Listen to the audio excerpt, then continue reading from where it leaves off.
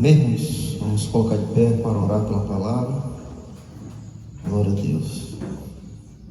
Pai, nós te agradecemos, Senhor, por nos permitir participar, Senhor, da ceia do Senhor.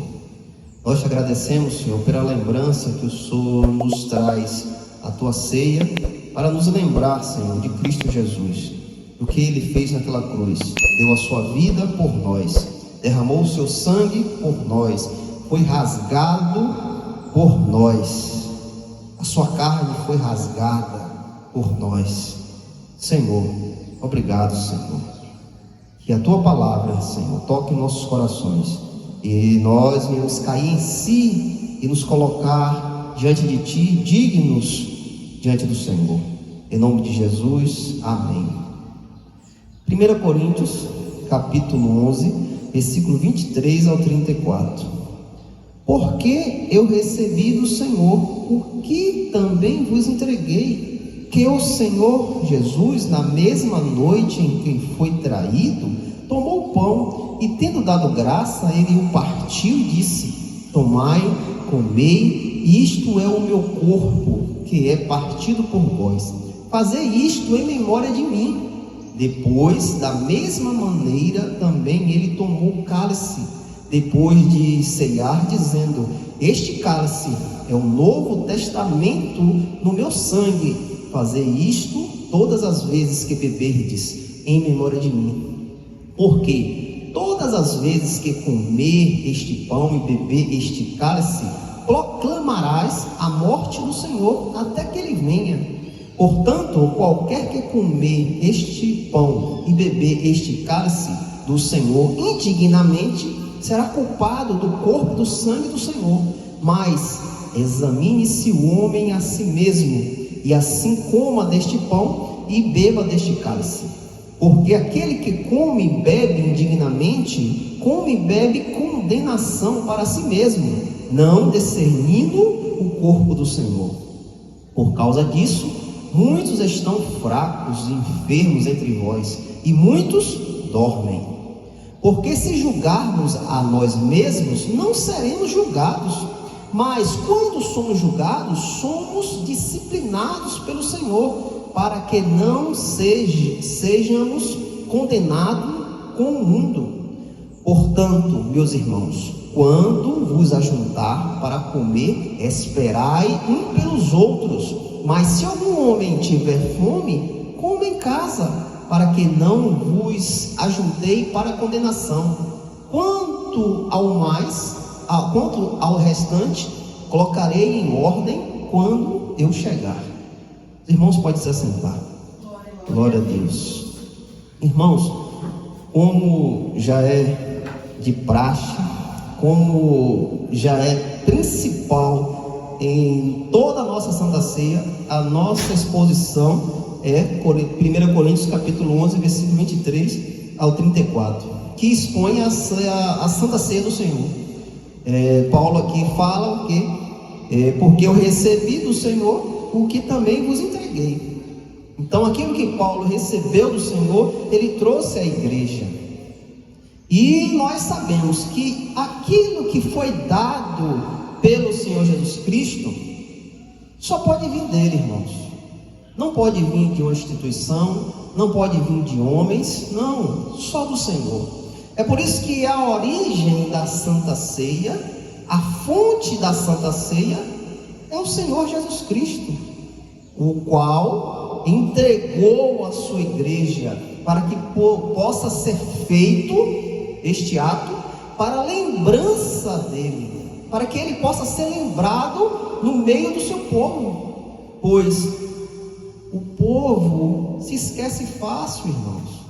As pessoas se esquecem que um Deus santo entregou o seu Filho para que todo aquele que nele crê seja salvo, não pereça, mas tenha a vida eterna.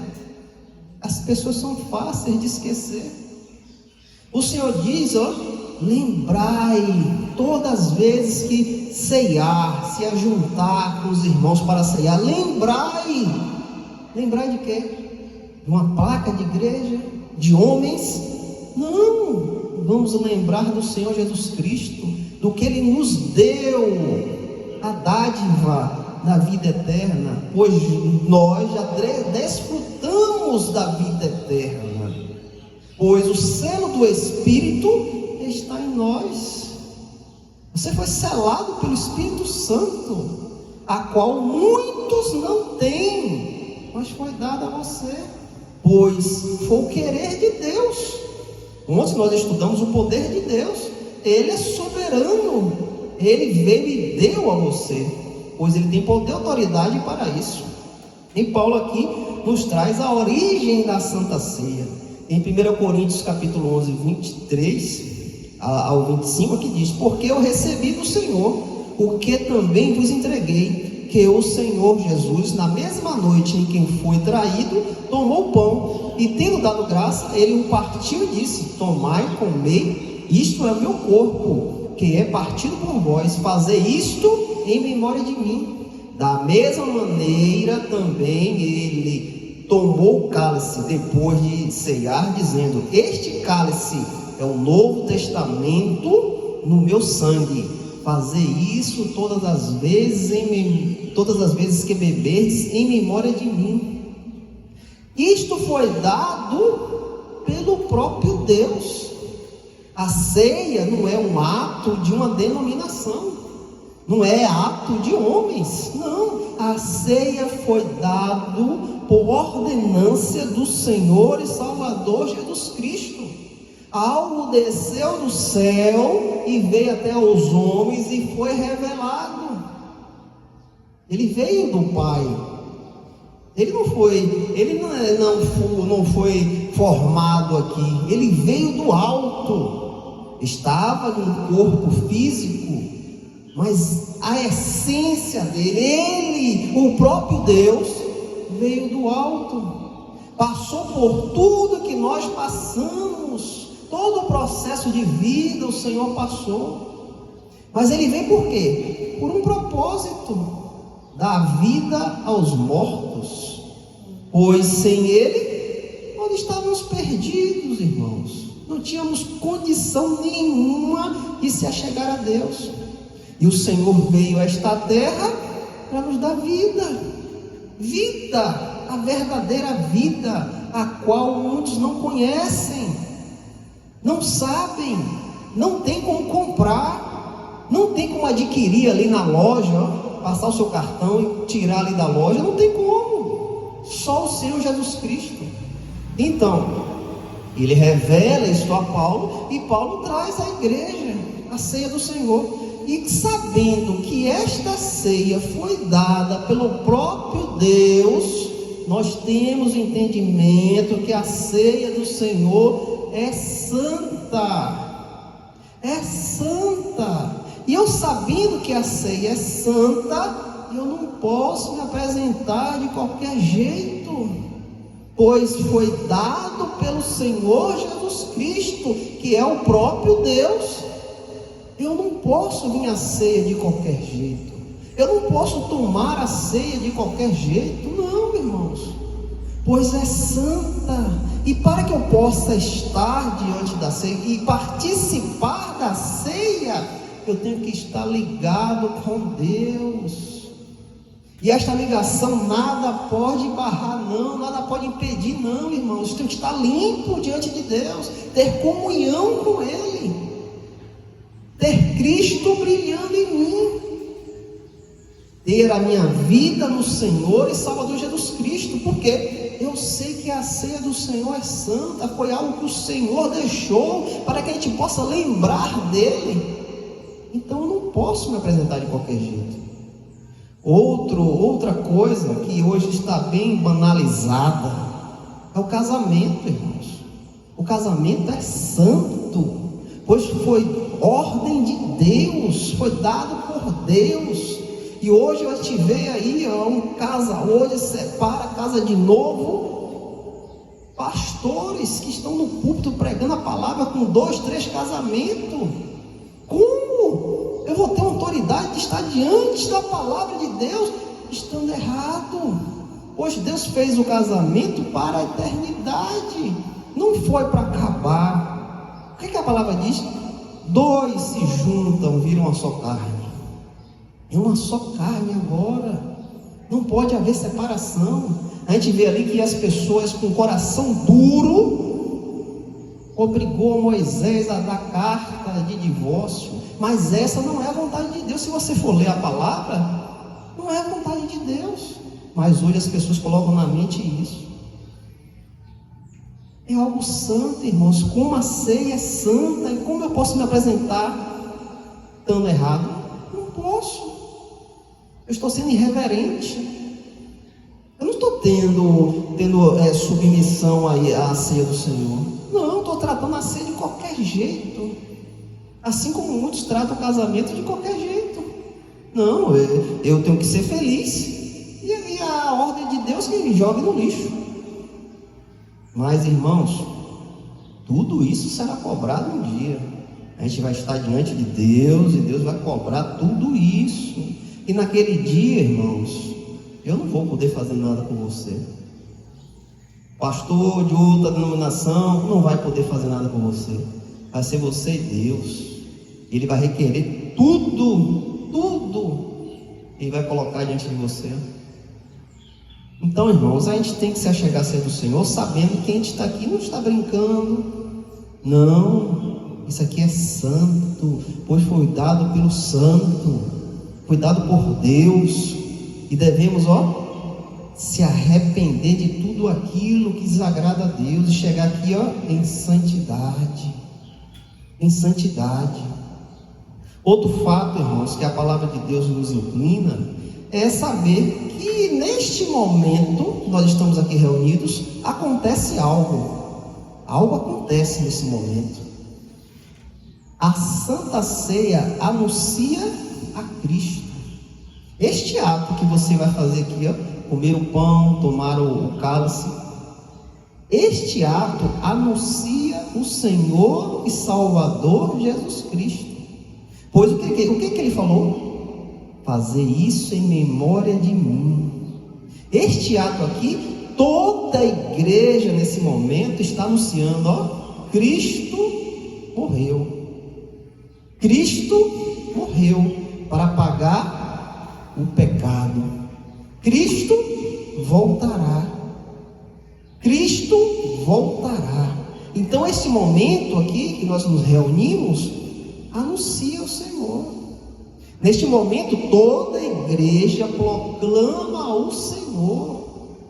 Pode haver pessoas que não conhecem a palavra, que estão nos visitando. Neste momento, eles irão conhecer. O que você está fazendo neste momento? Anunciando a morte do Senhor, até que Ele venha. Até que Ele venha. Então, nossa esperança é a vinda dEle. Nesse momento, nós anunciando, Cristo voltará. Ele morreu, sim, mas Ele voltará. Então toda a igreja é edificada, irmãos. Porque nesse momento não é o momento do pastor, é o momento da igreja proclamar a Cristo. Neste momento você proclama Cristo, você fala de Cristo, você anuncia Cristo até que Ele venha. Olha o que em 1 Coríntios capítulo 11, versículo 26 fala: porque todas as vezes que comerdes este pão e beberdes este cálice, proclamarás a morte do Senhor até que Ele venha. Então, neste momento, a igreja se levanta para anunciar a morte de Cristo. A igreja se levanta para anunciar: o Senhor está voltando, Ele voltará. Então todos nós proclamamos o Senhor.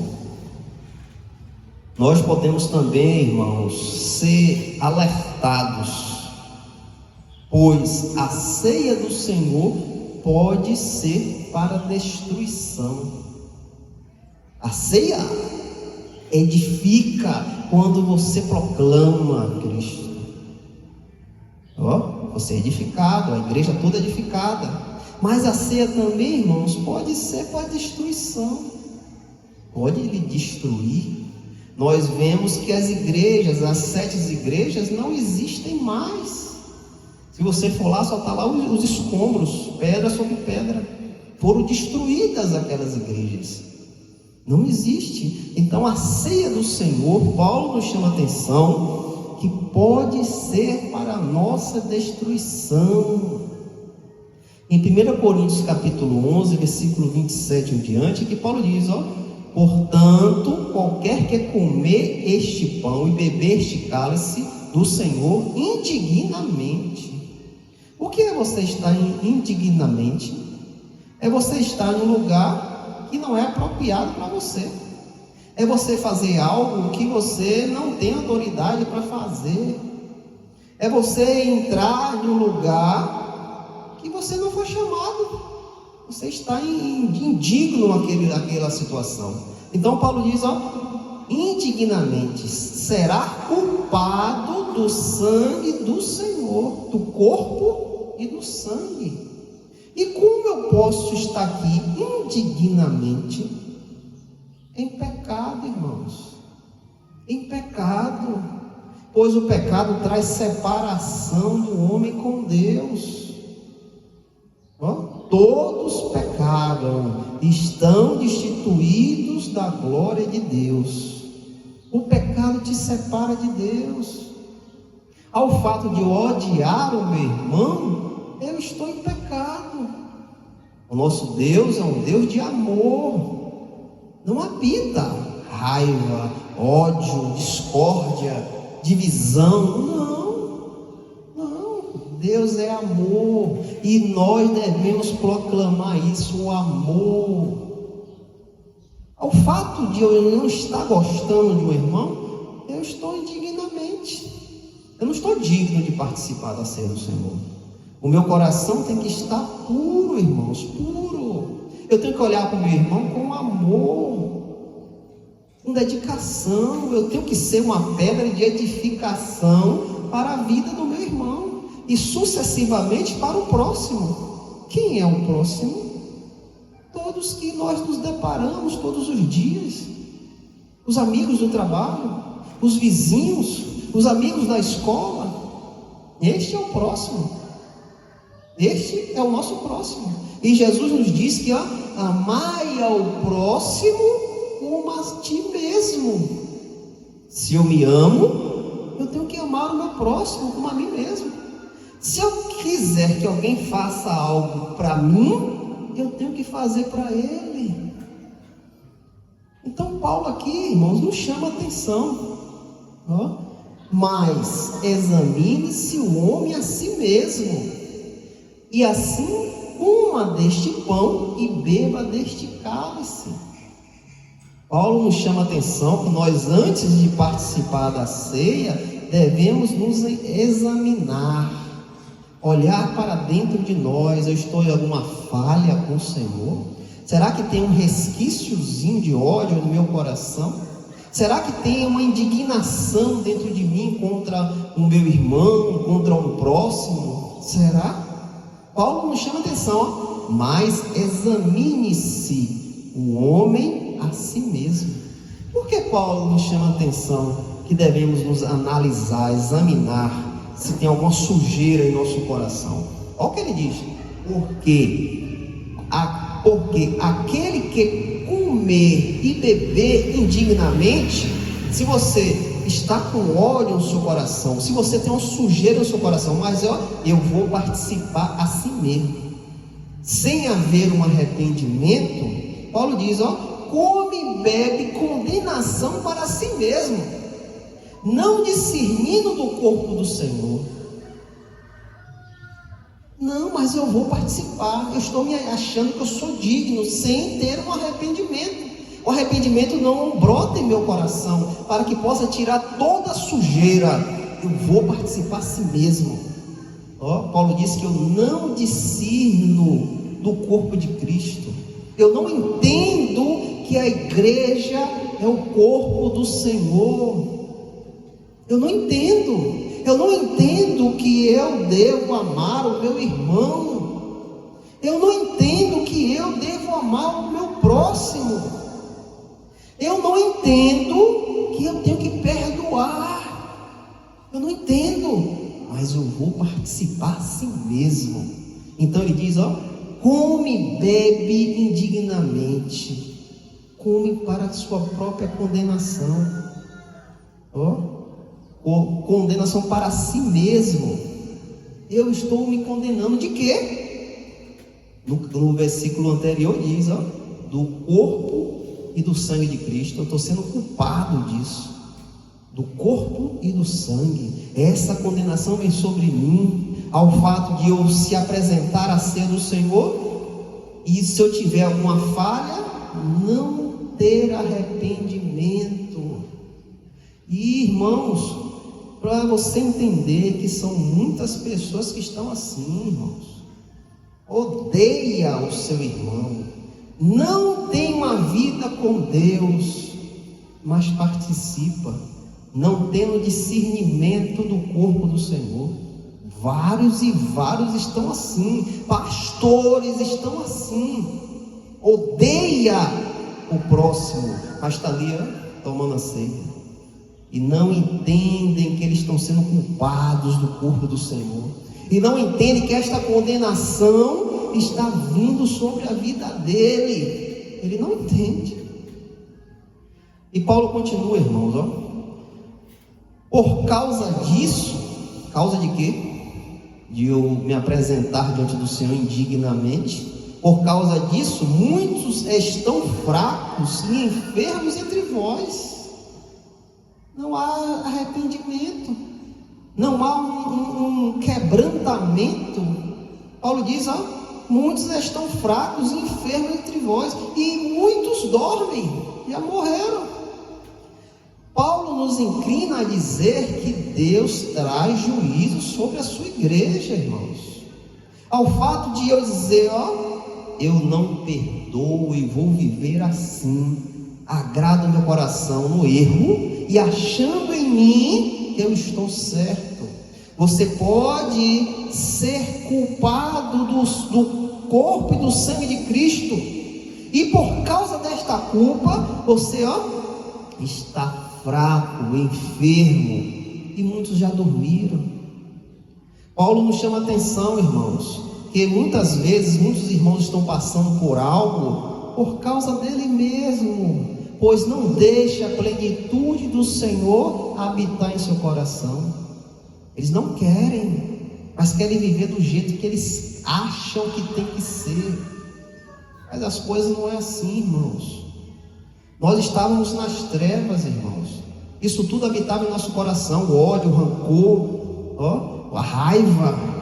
Isso tudo era agradável ao nosso coração, mas no fato que nós viemos para a luz, isso não pode mais habitar, irmãos, pois somos filhos da luz, e sendo filho da luz, a treva não pode voltar, não pode mais, porque a luz clareia, irmãos.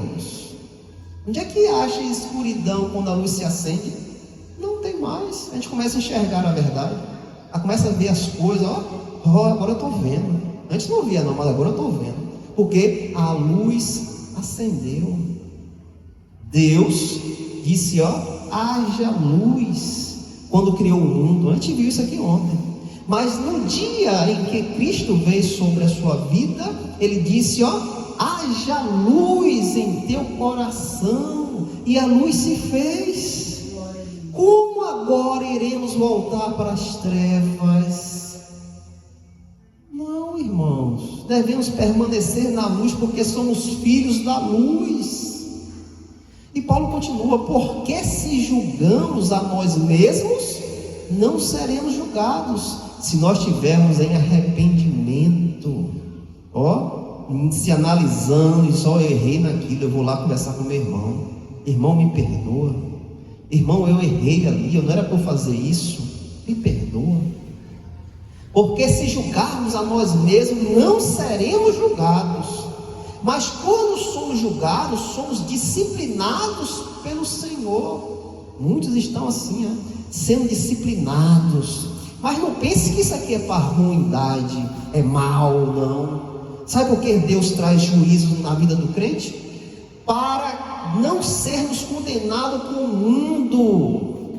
É por isso que muitos crentes estão passando dificuldade, porque não se lança ao Senhor verdadeiramente, e o Senhor permite que eles passem por isso, não por maldade, mas que eles acordem, para que eles não sejam julgados com o mundo. O mundo já está julgado, o mundo já está condenado, mas nós não vamos passar por esta condenação do mundo. É por isso que Deus às vezes exempla o crente, para que o crente acorde, para não ter que passar pela condenação que o mundo já está passando e irá passar, pois o mundo já está condenado, e todos eles que o servem já estão condenados. O que é que a palavra diz em João 3,16? Mas Deus amou o mundo de tal maneira que deu o seu Filho unigênito, para que todo aquele que nele crê não seja condenado, mas tenha a vida eterna. E ali embaixo diz, mas aquele que não crê já está condenado. O mundo já está condenado, irmãos. E às vezes Deus deixa você passar por dificuldade, aflição, para você, abrir os seus olhos. Não, eu estou errado, o Senhor me perdoa, eu errei, irmão, eu errei com você. A igreja, eu vou na igreja ali pedir perdão à igreja, para que a gente não entre em condenação junto com o mundo. Portanto, meus irmãos, quando vos ajuntar para comer, esperai um pelos outros. O que Paulo quer nos dizer aqui? Que devemos ter uma comunhão, irmãos. Devemos estar juntos, devemos olhar um pelo outro, devemos nos lembrar um do outro, devemos se compadecer um com o outro. Se a igreja, irmãos, tivesse essa mentalidade do que era igreja, um amava o outro. O irmão tem uma dificuldade, não precisa ninguém falar não, irmãos. Você chega lá, irmão, toma aqui, vai fazer teu negócio. Irmão, eu estou precisando de uma consulta. Não, irmão, aqui, toma aqui, vai. E ter amor nisso, não é só dar, não. É ter amor em ajudar o irmão. É ter amor em dizer, eu fui útil na vida do irmão. Então, se a igreja não tiver isso, está perdida. Mas se algum homem tiver fome, come em casa, para que não vos ajuntei para a condenação. Paulo chama a atenção de Coríntios, porque o Coríntios era uma igreja atribulada. Irmãos comiam na frente do outro, um comia mais do que o outro, tinha separação na igreja, eu sou de Paulo, eu sou de Apolo, eu sou de Jesus Cristo. Havia separação naquela igreja. Tinha um filho com relação com a mulher do pai dentro da igreja, e todos achavam bonito. E Paulo chama a atenção daquela igreja. Não, vocês têm que ter comunhão com o outro, vocês têm que amar. Isso não pode existir dentro da igreja. E quanto ao restante, colocarei em ordem quando eu chegar. Então, irmãos, o que Paulo nos chama a atenção aqui, o que nós tiramos da Santa Ceia, de principal, sim, a lembrança do Senhor. Mas também, irmãos, ao fato de lembrarmos do Senhor, nós entendemos que Cristo deu a vida dele por nós.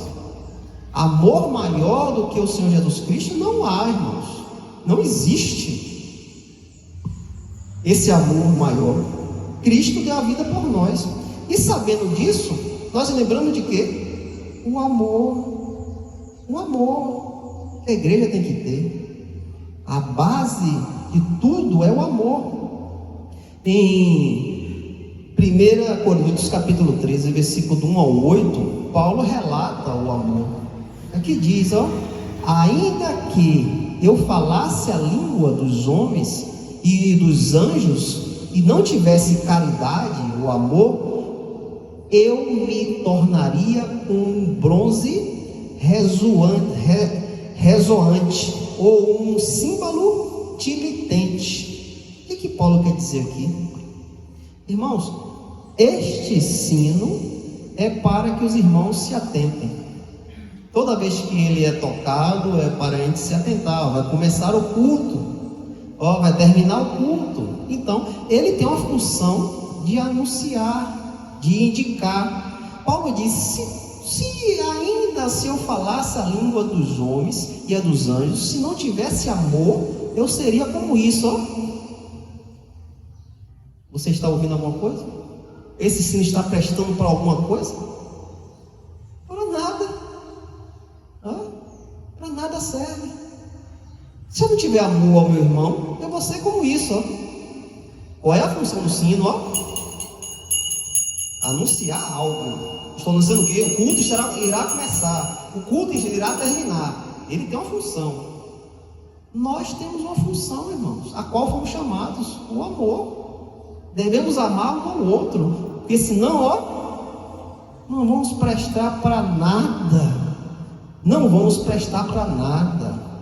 Ainda que eu tivesse o dom de profecias e entendesse todos os mistérios e todo o conhecimento, ainda que eu tivesse dado toda a fé de tal maneira que eu pudesse remover montes e não tivesse amor, eu nada seria. Ainda que eu distribuísse todos os meus bens para alimentar todos os pobres, ainda que eu entregasse o meu corpo para ser queimado e não tivesse amor, de nada me aproveita. A caridade, o amor, é sofredor, é benigno. A caridade não é invejosa.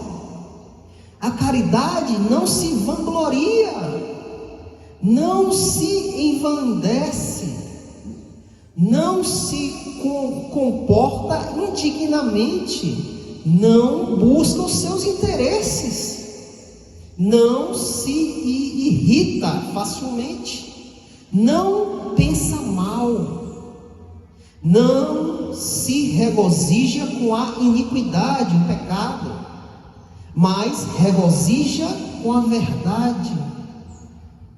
Ela sofre todas as coisas, crê em todas as coisas, espera em todas as coisas, suporta todas as coisas. A caridade nunca falha, o amor nunca falha. Mas havendo profecias, falharão, havendo línguas, cessarão, havendo conhecimento, desaparecerão. Irmãos, o que Paulo nos retrata aqui, irmãos, é que se nós não tivermos amor, o que nós fazemos aqui é em vão, não presta para nada. Toda segunda, toda quarta, todo sábado, 2 vezes no mês, no domingo que nós nos reunimos, vai ser em vão, não vai prestar de nada se você não amar o seu irmão, se você não se compadecer com o seu irmão, não vai adiantar. Se você não estiver aqui em oração pelo seu irmão, oração pela igreja, que somos nós, não vai adiantar de nada. A base de tudo, irmãos, a base da igreja é o amor. Deus amou o mundo de tal maneira que entregou uma parte dele, o seu Filho. Se esse amor não tiver em nós, estamos perdidos. Estamos perdidos. Se eu não olhar para o meu próximo com amor, com dedicação, estou perdido. E nada que eu fizer não presta. Então, irmãos, esta manhã eu quero trazer ao entendimento aos irmãos. Nós devemos amar uns aos outros, amar o nosso próximo, irmãos. Pois as pessoas que estão no mundo, irmãos, estão perdidas. Se você não orar por ele, quem vai orar, irmãos? Eles vão orar por eles mesmos? Pois ele nem entende o que é isso. Se você não tiver caridade pelos seus vizinhos, seus amigos de trabalho, a sua família, quem vai ter, irmãos? pois esse amor foi revelado a cada um de nós. Esse amor foi revelado. Você já tem autoridade no Espírito para orar pelos outros. Isso já foi lhe dado. Você tem o selo do Espírito. Você precisa mais de quê?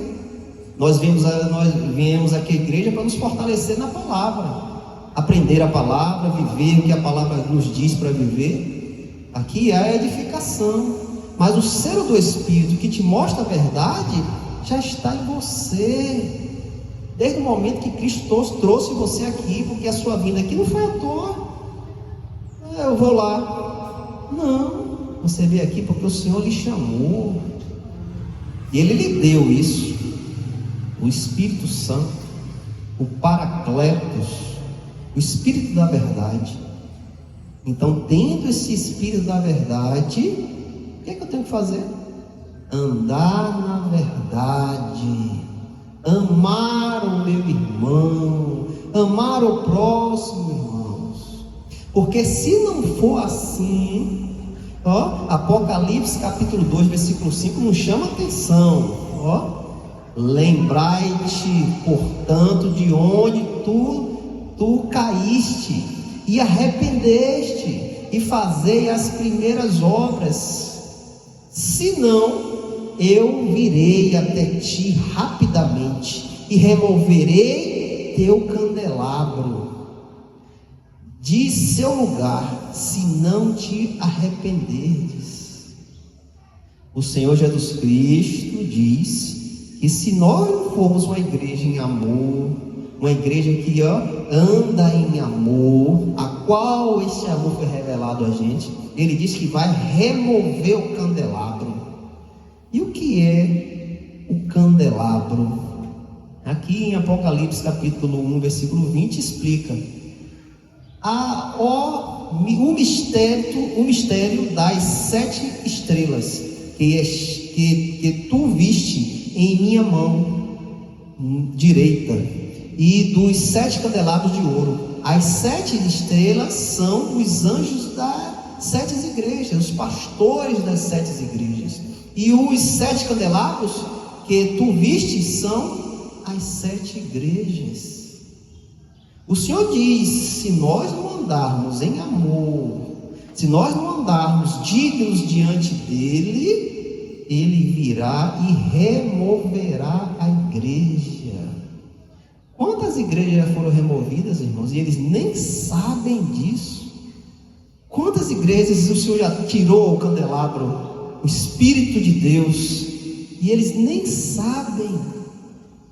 Sansão, quando deixou o seu coração falar, a palavra diz o quê? Que Deus retira o seu espírito, e ele não sabia disso.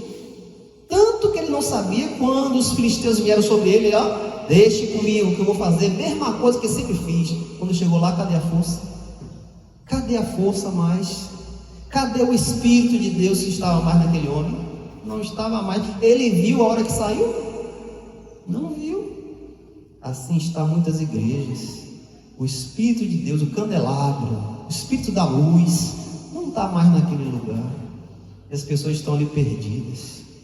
Que nós viemos, irmãos, estar andando em arrependimento, se analisando, vendo se realmente estou servindo ao Senhor, se realmente a minha vida fala de Cristo. Devemos estar em análise, examinando-se a si mesmo, em nome de Jesus. Glória a Deus.